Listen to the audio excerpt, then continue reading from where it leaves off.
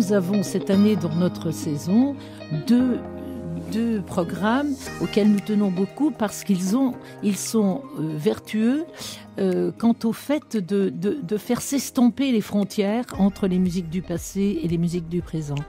On voit bien que lorsque la musique est donnée dans des conditions de grande qualité, quand on est convaincu que la transmission sonore se fait avec une certaine attitude face à la musique, on a moins recours aux préacquis de musique ancienne ou de musique contemporaine. Alors on a deux programmes qui illustrent parfaitement cette conviction. C'est un premier programme qui s'appelle Dell'Infinito que nous n'avons pas encore donné, qui est en cours d'élaboration avec un ensemble italien de viols qui s'appelle l'Amoroso, qui sera créé dans le cadre de la Biennale de Venise et qui associera une création de Gianvincenzo Cresta qui a considéré pendant longtemps que son père spirituel était Monteverdi, et nous avons donc choisi de donner la messe in illo tempore de Monteverdi en première partie de la création de Cresta. 6 voix et 4 viols. Pour la pièce de Cresta, une bande électronique qui sera le signe de la modernité pour ce concert qu'on appelle Dell'Infinito.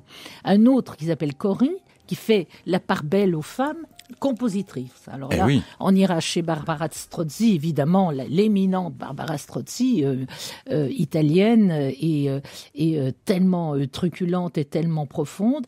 Et on ira aussi chez Elisabeth Jacquet de Laguerre, avec en regard une création de Edith Cannacisi, qui, elle, va chercher dans le texte de la Divine Comédie pour écrire Paradiso.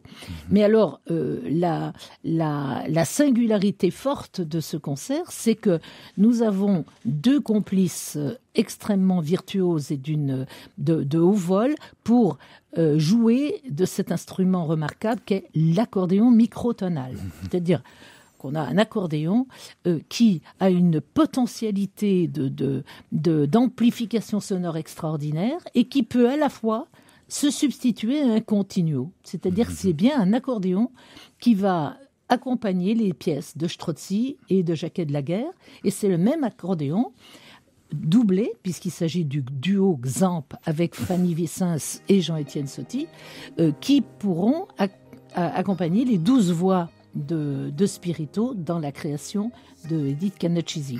Donc c'est vraiment la découverte d'un instrument qui ingère, qui s'approprie l'univers d'accompagnement du continuiste, mais qui est capable d'être concertant et surtout qui est capable d'une virtuosité absolument remarquable.